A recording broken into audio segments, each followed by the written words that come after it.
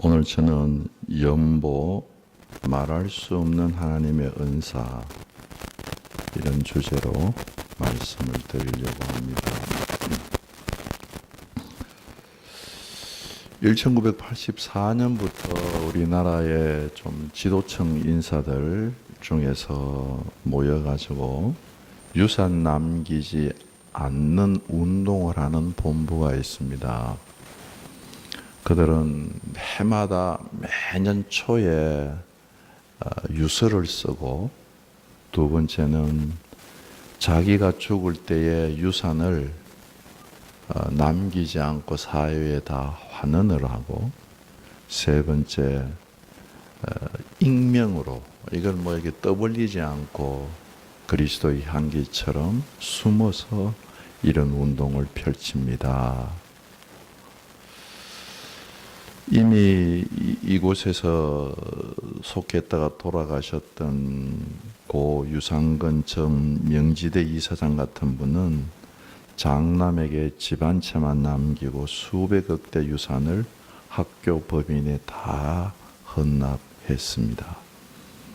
이름은 밝히지 않지만 대전에 있는 박모 씨는 자기가 죽을 때에 10억 원이 넘는 재산을 교회와 쌀을 나누는 운동본부에 나누어서 기증을 했습니다. 이들 중에 한 사람 최창근 씨라고 하는 미랄 주식회사 회장인데 연세가 84살인데 곽희자 기자가 찾아가서 어렵게 간청을 해서 이분을 만나서 인터뷰를 했습니다. 84살임에도 불구하고 얼굴에 온화한 미소가 넘치고 웃음이 넘치고 여유가 넘치는 건강미가 있는 노인인 것을 확인을 하면서 여러 가지 얘기를 하는데, 이 최창근 씨는 영락교회를 다니시면서 아시아연합신학대학원, 그리고 영락고등학교, 보성여중고등학교, 그리고 뭐 이름을 알 수 없는 많은 기독교 학교에 땅을 제공을 하고, 그리고 지금 실로암 안과에 부지도 내어놓은 뭐 재산으로 치면 뭐 수천억 대에 이르는 재산을 사회에 기증하신 분이십니다. 근데 왜 이렇게 하게 되셨어요? 물었어요. 그랬을 때 그분이 하시는 말의 요점은 좀 길지만 간결하게 얘기하면, 북한에서 기독교 생활을 하다가 보니까 공산당들이 들어오니까 도저히 생활하지 못해서 다 버려두고 혈혈단신으로 남쪽으로 내려와서 주문진에서 친구 집에 머물러 살면서 수산업에 손대기 시작을 했는데, 이 수산을 가지고 저 부산에 가면 서울에 가서 파는 것보다 훨씬 더 많은 이득을 남길 수 있다. 그래서 이 사람이 1948년 12월 12일 겨울이죠. 동태가 날 겨울에 17톤짜리 배를 타고 그 주문진항에서 동태를 가득 싣고 부산으로 출발을 했어요. 근데 출발해 가다가 밤 12시가 됐는데 갑자기 돌풍이 불고 태풍이 불어와가지고 이모 배가 바다에서 뭐 휴지 조각처럼 막 흔들리는 거예요. 선원들이 아무리 애를 쓰고 해도 도저히 살아날 수가 없어서 전부가 질려서 이제는 죽었다 그랬을 때, 이분의 마음속에 빛처럼 임하는 것이, 내가 주님을 잊어버리고 돈 버는데 너무 몰두했구나. 그리고 가판에 올라가서 바다 그 물결을 맞으면서 하나님 앞에 기도했다고 합니다. 하나님, 잿물에 눈을 먼 제 눈을 열어주시고 저를 살려주시면 주님 일을 위하여서 힘써 일하겠습니다. 살려주십시오. 저는 이렇게 조용하게 얘기하지만 그는 울부짖으면서 기도했다고 합니다.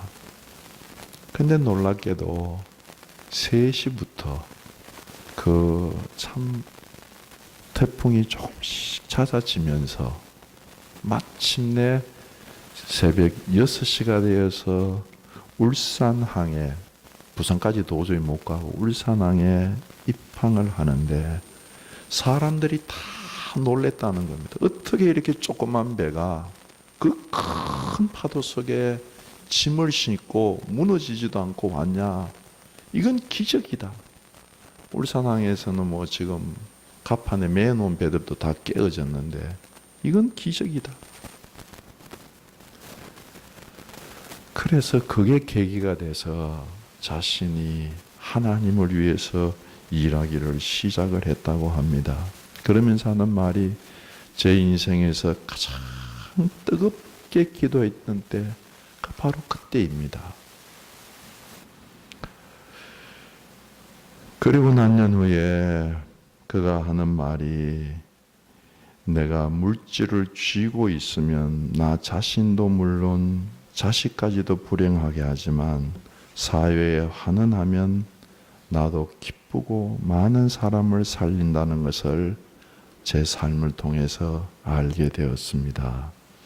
나라가 어려울 때일수록 있는 사람들이 내어놓아야지, 나라가 있어야지 개인이 있다는 것을 저는 압니다 하는 내용의 얘기를 하고, 그 뒤도 계속 그분의 삶의 철학들을 기록을 하고 있습니다. 참 재물, 영원한 숙제지요, 우리에게. 사도 바울은 우리가 이미 묵상한 대로 고린도전서에서 벌써 고린도 교인들에게 예루살렘 교회를 위해서 연보하십시오 이야기를 했는데 이분들이 하겠다 그러고 안 했어요. 참 마음은 좋은데 실행하기가 쉽지 않잖아, 연보하는 게요. 그래서 고린도 후서를 써보내면서 다시 8장부터 9장까지 굉장히 긴 장입니다. 8장, 9장, 2장에 걸쳐서 연보에 대해서 다시 이야기를 하면서 오늘 본문 우리가 읽었던 본문은 연보의 마지막 부분입니다. 그래서 연보에 대하여서 사도 바울이 이야기할 때 연보의 원리는 8장, 9장 초반부터 쭉 보면 심고 거두는 법칙이 연보의 원리라고 그렇게 말씀을 하고 계십니다. 저는 한번 연보에 대해서 말씀을 드렸기 때문에 이 연보를 좀 더 폭넓게 우리 삶 속에서 심는 모든 선행, 또 모든 악행까지 다 포함하는 상징적인 것으로 생각해서 조금 폭넓게 이 얘기를 하려고 합니다. 심고 거두는 법칙이 적용되는 건 농경사회입니다. 잘 아시는 대로 농경사회, 우리나라도 조금만 앞선 세대만 되더라도 저희 어머니 할아버지 때만 하더라도 보릿고개가 있었습니다. 굶어 죽는 거죠. 뭐 그대로 먹을 것이 없어서. 이거 보릿고개잖아요. 농경 문화에는 흔히 있는 얘기입니다. 사람이 굶어 죽는 것. 우리 지금 인류가 굶어 죽지 않는 게 이게 된 지가 얼마 되지 않습니다. 그런데 굶어 죽으면서도 가정에서 먹지 않는 게 있는데 그게 씨앗, 봄에 심을 씨앗. 봄에 심을 씨앗은 내가 굶어 죽어도 자식이 굶어 죽어도 그건 안 먹죠. 왜냐하면 봄에 심어야지 그 다음에 우리가 먹고 살 게 있기 때문에. 그래서 이 씨가 오늘 10절에도 보면 씨와 먹을 것을 주신다 하고 이렇게 두 개로 구분하는 걸 볼 수 있는데 그 씨가 그거예요. 종자예요. 봄에 심을 씨고 먹는 건 그냥 먹거리예요. 이 농경 문화에서 심는 것은 적어도 몇 가지 원리가 있는데 그것은 심은 것은 심은 그대로 열매를 거둔다는 것입니다. 콩을 심으면 콩이 걸리고, 잘 아시죠? 팥을 심으면 팥을 거두게 되고, 많이 심으면 많이 거두게 되고, 적게 심으면 적게 거둡니다. 여러 가지 심으면 여러 가지 거두고, 하나 심으면 하나 거둡니다. 심은 대로 거두는 거예요. 두 번째, 심은 대로 거두는데 그 거두는 게 어디냐? 심은 바로 그 장소에서 거둡니다. 내가 집 앞 텃밭에서 심었는데 저 뒷산에 올라가 가지고 그 심은 걸 거둘 수가 없습니다. 그러니까 심은 장소에서 심은 걸 거둡니다.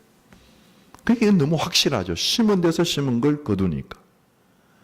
그리고 세 번째, 심고 나면 일정한 기간이 있으면 반드시 열매를 맺습니다. 그러죠? 예. 봄에 심으면 가을이 되면 다 추수를 합니다. 이거는 일정한 기간이 지나면 반드시 열매를 맺습니다. 심은 대로 열매를 맺고 그 심은 장소에서 열매를 거두고, 그건 일정한 기간이 있어야 되는데, 네 번째는 과정이 있습니다. 이 과정은 어떤 의미에서 심판이라고까지 얘기할, 은혜일 수도 있고 심판일 수도 있는, 심었어요? 좋은 걸 심으면 좋은 것이 나서 자라는 과정을 다 봅니다. 너무 아름다운 거예요. 저는 이렇게 길을 가다가 봄에 새순이 돋는 거 보면 막 가슴이 뛰어요. 너무 그 색상이 아름답고 좋잖아요. 그런데 여러분, 심었는데 가시를 심었어요. 그러면 그 가시가 자라는 거 바라보는 건 그 과정이 얼마나 어렵겠어요. 얼마나 그 가시가 자라날 때 그걸 바라보는 인생은 괴롭고 곤고한 거거든요. 그런데 어떤 의미에서는 그게 심판이에요. 좋은 걸 심으면 좋은 걸 보게 되는데, 나쁜 걸 심으면 자꾸 살아가면서 나쁜 거에 찔릴 수밖에 없어요. 그런데 사도 바울은 이 농사 짓는 심는 원리를 연보에다가 비유해서 연보가 이 심는 원리대로 되는 거다, 그렇게 이야기를 합니다. 그런데 여러분 생각을 해보세요. 고린도 교인들이 저 예루살렘 교인들을 한 번도 안 만나봤어요. 그래서 고린도 교인들이 에게해에서 헌금을 해가지고 예루살렘으로 보내면 알지 못하는 사람에게 주는 겁니다. 땅에 심는 게 아니에요. 사람에게 심는 거예요.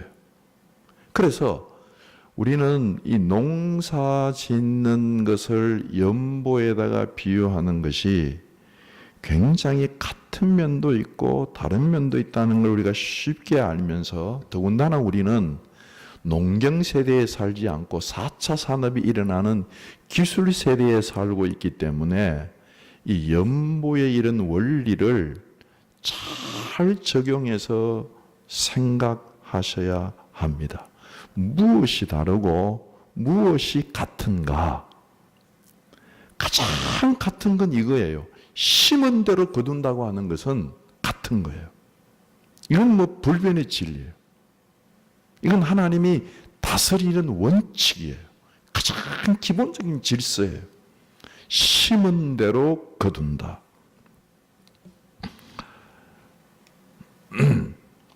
그런데 심은 대로 거두는 건 맞지만, 연보는 심은 사람에게 심는 거기 때문에 심은 그 사람에게서 그 연보의 열매를 따는 건 아니에요.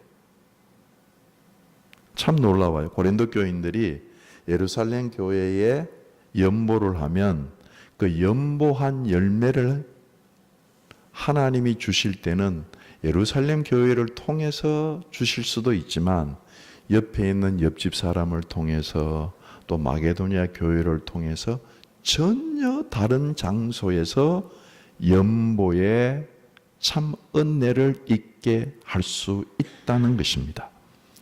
농사는 일정한 기간 우리가 계산할 수 있어요. 요건 딱 심으면 몇 개월 만에 된다. 계산할 수 있지만 연보는 그렇지 않습니다.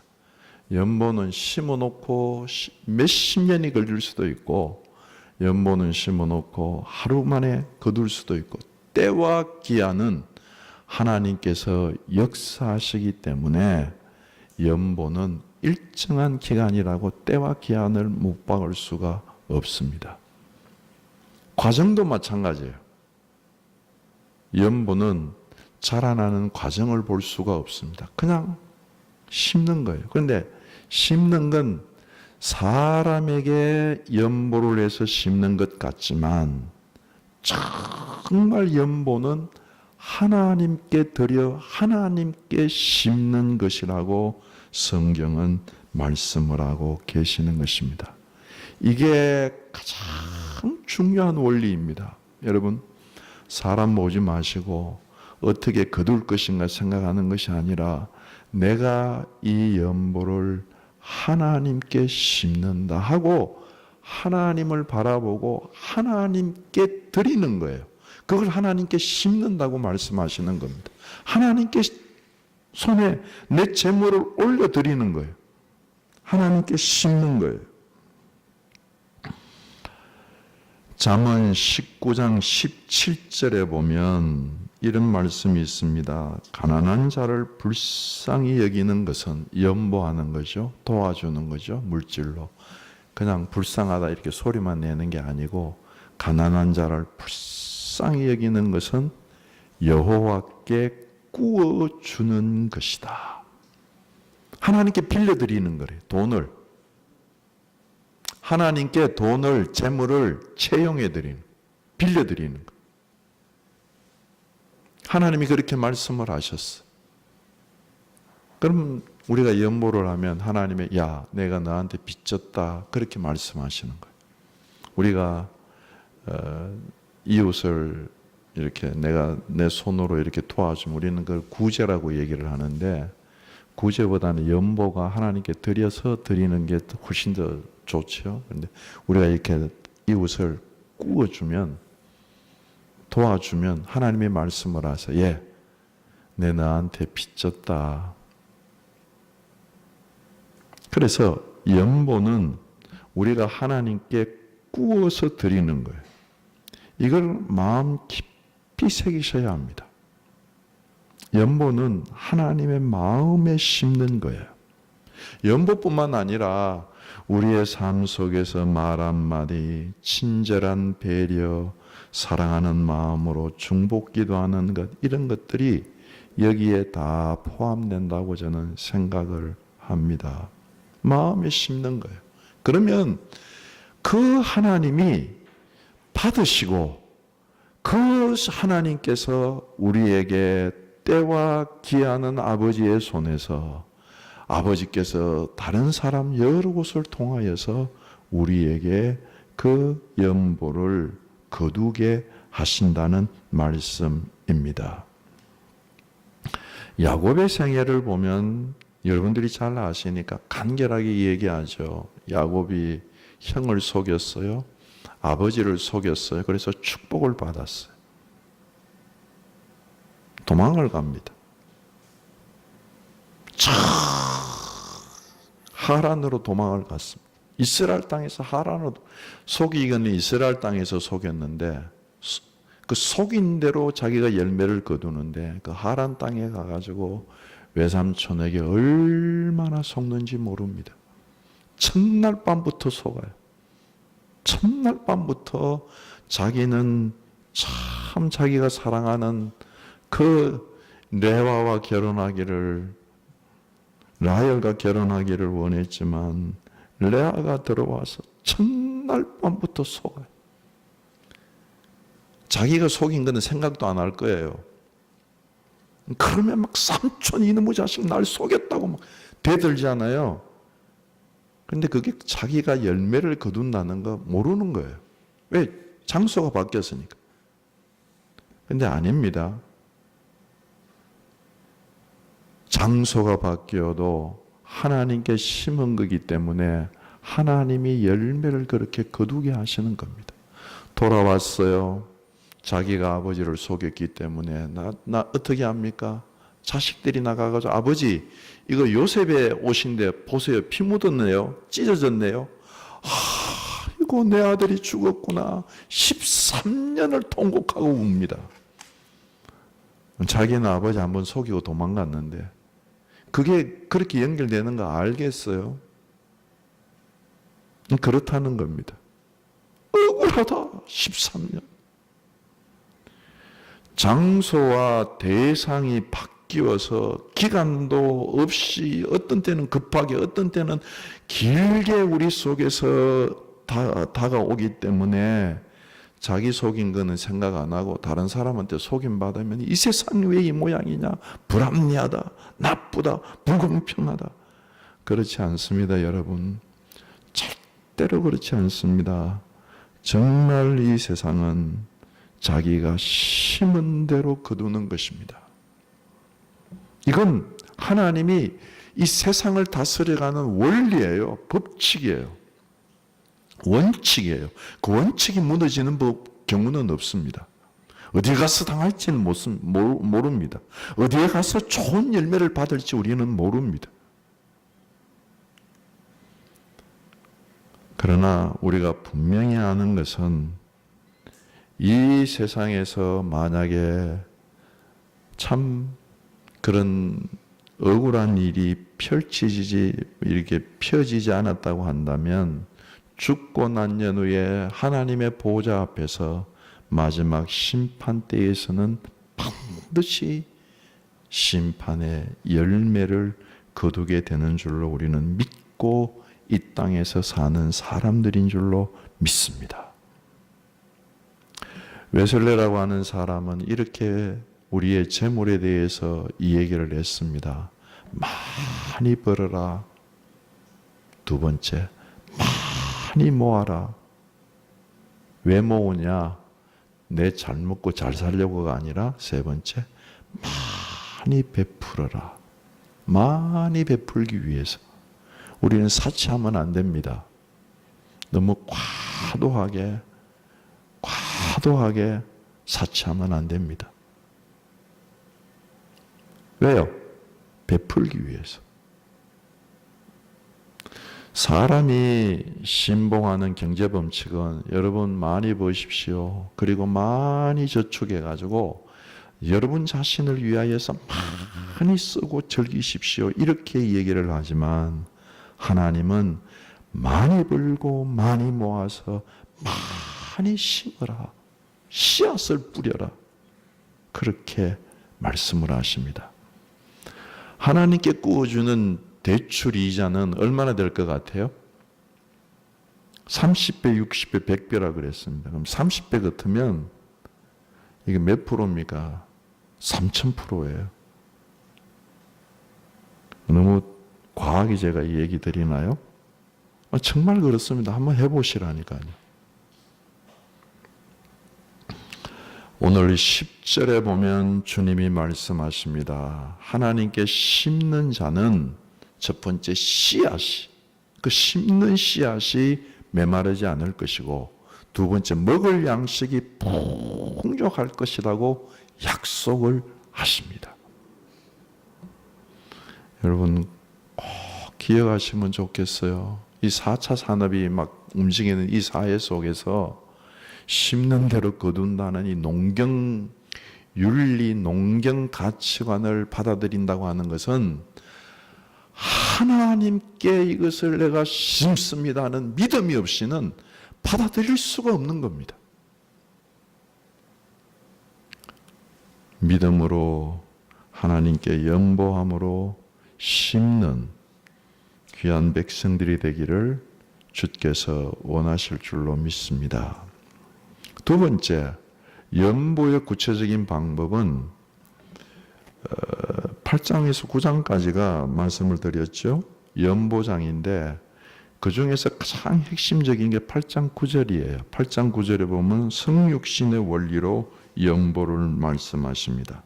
8장 9절 우리 주 예수 그리스도의 은혜를 너희가 알거니와 부요하신 이로서 너희를 위하여 가난하게 되심은 그의 가난함으로 말미암아 너희를 부요하게 하려 하심이라. 이 성육신의 은혜를 연보의 가장 구체적인 방법으로 말씀을 하고 계시는 것입니다. 그래서 거기에서 8장 9장에 나오는 연보의 원리를 이 얘기를 하면 첫 번째는 자신을 드리고 연보하는 겁니다. 기억을 하세요. 내가 가진 것 중에 일부분을 드리는 게 아니라 예수 그리스도가 자기 자신을 우리에게 다 주신 것처럼 내 자신을 하나님께 모두 다 헌신하고 그 헌신했다고 하는 고백으로 연보를 드리는 겁니다. 자신을 드리고 드리는 겁니다. 두 번째는 즐거움으로 드리는 것입니다. 즐겁게 드리셔야 돼요. 세 번째는 자원해서, 누가 시켜서 억지로 하는 게 아니라 자원해서 드리는 겁니다. 네 번째는 너그럽게 연보해야 된다고 11절에서 말씀을 하시죠. 그래야지 참 연보가 된다고 말씀을 하십니다. 만약에 말이죠, 이 연보를 드리면서 아주 어거지로 억지로 그냥 하나님께 드리는 것, 주님이 참 받으시지 못하세요. 그러니까 연보를 드릴 때는 깊이 기도하고 계획을 세우는 일이 필요한 걸 전번 한번 말씀을 드렸죠. 계획을 세우셔야 돼요. 내 경제적인 여건에 맞게 하나님, 이게 하나님이 주신 전부인데 제가 심을 씨앗과 제가 먹을 것, 제가 사용할 것을 구분해서 하나님께 드리려고 합니다. 하나님, 제가 어떻게 드리는 것이 좋을까요? 여쭤보셔야 합니다. 아무렇게나 하시면 안 됩니다. 그래서 그 기도하는 가운데 마음속에 하나님이 주시는 그 감동을 따라서 이 연보를 드리는 겁니다. 드리실 때, 특히 우리가 매주일 예배를 드릴 때 아무렇게나 와서 그냥 뭐 보기도 끝내서 이렇게 연보하는 게 아니라 집에서 그렇게 기도하면서 마음에 주신 대로 봉투에 담아서 거기 위에다가 자기의 마음과 그 받은 은혜를 기록해서 정성스럽게 즐거움으로 자원해서 너그럽게 드려야 합니다. 감동을 받고 난 뒤에 며칠 지나면 이거 너무 많은 것 같은데 좀 깎자. 그래 인색하게 드리면 주님이 받으시지를 않으세요. 아나니아와 삽비라와 같은 연보가 될 수가 있습니다. 질문 하나 드려볼게요. 하나님은 많이 내는 사람을 사랑하십니다. 제가 뭐라고 말씀드렸습니까? 하나님은 많이 내는 사람을 사랑하십니다. 맞습니까? 틀립니까? 이 틀린 겁니다. 많이 내라는 얘기가 아니에요. 자기 형편에 맞게 하나님이 주시는 감동을 따라서 최선을 다해서 너그럽게 내라는 얘기입니다. 그게 1달란트일 수도 있고 그게 5달란트일 수도 있지만 너그럽게 즐거움으로 내는 사람을 주님께서 사랑하시는 백성이 되는 줄로 믿습니다. 세 번째로 연보의 결과가 이제 연보 끝이니까 오늘 본문이 8장부터 10장까지 쭉 오는 연보에 대한 결과니까 10절부터 15절까지는 연보한 결과가 나오는데 그것은 사람들을 풍성하게 해요. 여러분 이건 물질로도 풍성하고 영적으로도 풍성하고 마음으로도 풍성하고 인생의 삶의 보람을 느끼는 면에서도 사람들을 풍성하게 한다는 것입니다. 연보를 받는 사람들을 풍성하게 하고 그 넘치는 감사를 하게 한다는 것이 11절, 12절, 14절에 나옵니다. 연보를 받은 사람이 11절에 보면 연보를 받은 사람이 하나님이 저 고린도 교회를 통해서 우리를 도와주셨구나 하고 하나님께 감사를 하게 됩니다. 연보를 받은 사람이 그 물질의 그 부족함이 보충되어서 감사함이 넘치게 됩니다. 12절. 그리고 12절에 보면 그리고 연보해 준 사람을 위해서 기도하게 됩니다. 그 기도가 풍성해집니다. 얼마나 그 사랑스러운 기도를 하겠어요, 받은 사람이. 그리고 14절에 보면 연보를 받은 사람이 연보를 해준 사람을 사모합니다. 사랑하게 됩니다. 사랑을 알게 됩니다.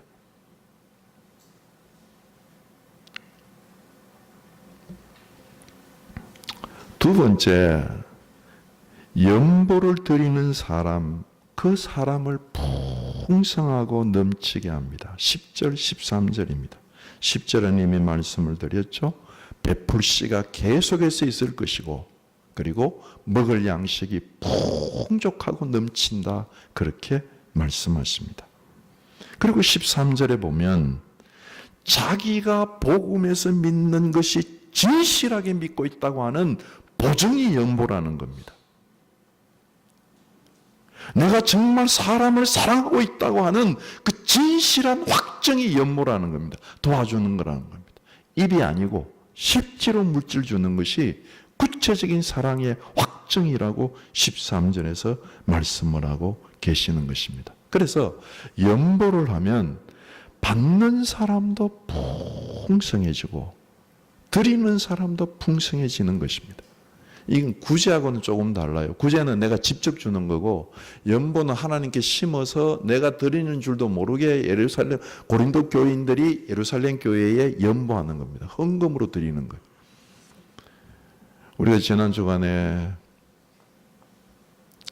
우리 그 미랄 선교위원들 모여가지고 우리 참 전민수 이현영 선교사님 좀 도웁시다 해서 100만 원을 헌금하기로 해서 드렸습니다. 붙여서 드렸는데 그런 게 연보예요. 모르잖아요, 우리 드린지. 우리 이름이 안 나타나잖아요. 근데 얼마나 고마워하시는지. 우리 교회에 위해서 기도하시겠다. 그렇게 얘기하시는 거지. 너무 고맙다고. 그러니까 연보는 하는 사람도 받는 사람도 비굴하지 않고, 왜요? 주의 이름으로 나가니까 풍성해지. 그래서 15절 이 연보를 말할 수 없는 하나님의 은사, 이건 어떻게 말로 형용할 수 없는 하나님의 은혜이다.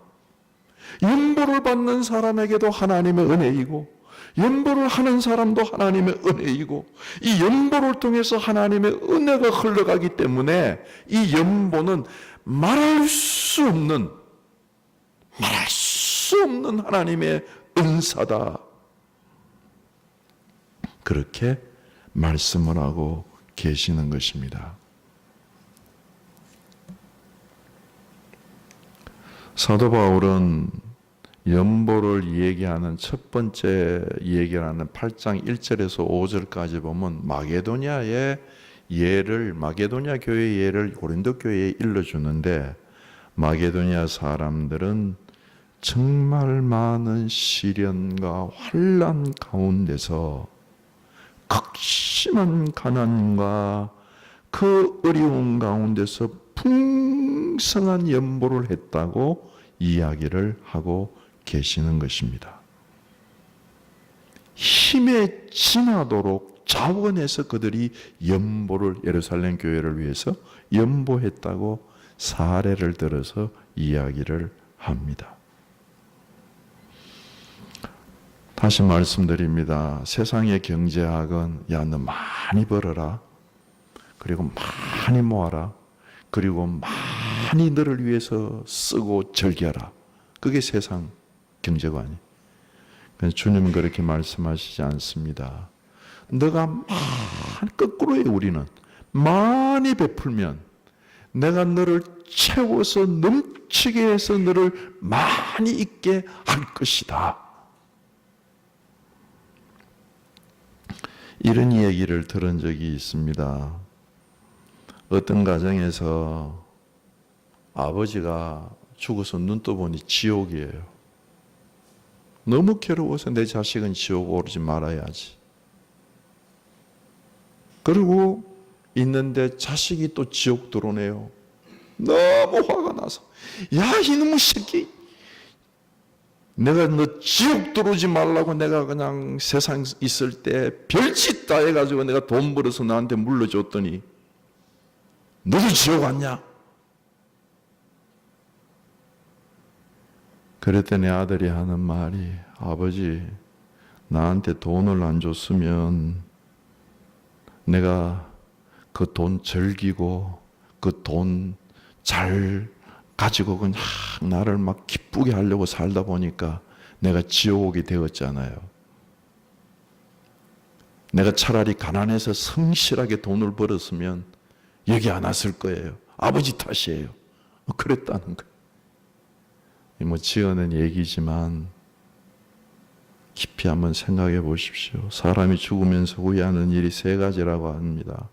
하나는 좀 더 베풀 걸. 두 번째는 내가 나를 위해서는 참 살지 못했네. 자식 위하고 뭐 누구 위하고 그러고 산다고 참 내 인생을 내 인생답게 살지 못했네. 세 번째 후회는 그때 조금만 참았을 걸. 그때 조금만 참았으면 내 인생이 새로워졌을 텐데. 록펠러 이 얘기를 하고 말씀을 맺으려고 합니다. 세계적인 갑부지요. 록펠러가 53세까지는 돈 벌려고 별짓 다 했습니다. 아주 나쁜 사람이에요. 그래서 록펠러를 지금 평가하는 기준이 거의 53세 이전의 사람을 보면 정말 지저분하고 더러운 사람이에요. 그런데 53세 이 사람이 알지 못하는 병에 걸려서 병원에 들어갔습니다. 자기는 돈만 있으면 다 될 줄 알았는데 병원에서 자꾸 몸이 빠지고 쇠약해지고 죽어가는데 아무런 처방이 안 나오는 거예요. 돈으로 할 수 없는 일이 있네. 여기에서 내 인생이 끝장이 나는가. 그러면서 그가 병실에서 하나님, 저는 아무것도 아닙니다. 지금까지 살아온 게 내 힘인 줄 알았는데 내 힘이 아닙니다. 하나님 은혜였습니다. 제가부터 뭘 하면 좋겠습니까? 그러고 이제 기도하면서 병원을 다니는데 병원에 이렇게 써붙인 표어가 그를 전율하게 했어요.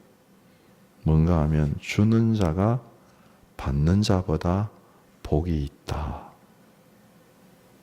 그 말을 읽는데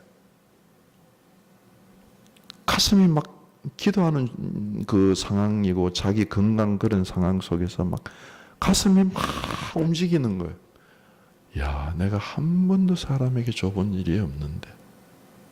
그러고 있는데 막 옆에서 막 시끄러운 소리가 나요. 보니까 엄마가 그 간호사한테 막 소리를 지르면서 내가 어떻게 해서라도 내 딸 병원비를 마련해 올 테니까 내 딸 입원시켜 주십시오. 그런데 보니까 딸이 아파가지고 병원에서 입원을 안 받겠다는 거예요. 그래 엄마가 막 울면서 어떻게 해서라도 내가 병원비 마련해 올 테니까 입원시켜서 고쳐달라. 그때 록펠러가 조용히 간호사한테 찾아가서 내 이름 하지 말고 저 사람 병원비 내가 다 댈 테니까 고쳐주세요. 그러고 이제 몇 주 다녔는데 그 딸애가 고쳐져 가지고 막 방긋방긋 웃고 막 이야기하고 하는데 자기가 태어나서 그렇게 아름다운 사람 얼굴을 본 적이 없다는 거예요. 너무너무 아름답고 그게 막 행복하고 이게 사람 사는 거구나. 그래서 그게 동기가 되어서 그가 남에게 베푸는 삶을 삽니다. 정말 그는 재물 가지고 그 뒤에 모아놨던 더럽게 번 재물 가지고 그 뒤로부터 무료병원을 세우고, 저도 참 한번 가보고 싶은 교회인데요, 리버사이드 처치라고 정말 아름다운 교회를 세우고, 그리고 많은 고아원을 세우고 98세까지 사는데요, 많이 베풀면서 43년을 행복하게 인생을 삽니다. 그러면서 자기 아들에게 하는 말이, 아들아, 나는 베풀기를 시작하면서 진정으로 삶의 행복을 찾았다. 내가 나누어 주면 가난해질 줄 알았는데 나누어 주면서 내가 더 풍성해지는 것을 깨달았다. 그렇게 말씀하십니다. 사랑하는 성도 여러분, 연보는 말할 수 없는 하나님의 은사예요. 성령의 은사 사모하시죠? 이상한 연보를 사모하십시오. 정말 우리의 재정을 둘로 나누어서, 내 먹는 재정, 그리고 이거는 구제하고 하나님께 드리는 재정을 나누어서 사용해 보세요. 그리고 많이 하라는 얘기가 아니에요. 정말 적은 것 속에서도 우리가 나누기 시작하면 이 인생이 사는 것이 얼마나 즐거운지요. 네? 즐거움이 있다니까요. 네. 아무쪼록 나와 여러분들도 사도 바울이 15절 마지막 절에서 하는 말, 연보, 말할 수 없는 하나님의 은사, 이 은사에 동참하시는 귀한 백성들이 되시기를 주님의 이름으로 축원합니다. 기도하시겠습니다. 말씀을 생각하시면서 함께 기도하시면서 나아갑니다. 다 같이 기도하십시다. 거룩하신 아버지 하나님, 다시 한번 저에게 주신 재물들, 다시 한번 저에게 주신 건강들, 생명들, 다시 한번 우리에게 주신 그 주님 아름다운 형상들, 말들 잘 사용해서 하나님께 심는 것이 될 수 있도록 인도하여 주옵소서. 거룩한 말을 심고, 믿음의 말을 심고, 물질로 심고, 기도로 심고, 벌하는 마음으로 심고, 용서하는 마음으로 심어서 좋은 것을 거두는 하나님의 백성들이 될 수 있도록 축복하여 주시옵소서. 탐욕스러워지지 않도록 인도하여 주시옵소서. 아버지 하나님, 말로 심고, 마음으로 심고, 얼굴로 심고, 용서하는 마음으로 심고, 중복기도하는 마음으로 심고, 재물로 심어서 하나님께서 받으시고 우리에게 갚아주는 역사가 있게 인도하여 주옵소서. 우리 주 예수 그리스도 이름으로 기도드립니다. 아멘.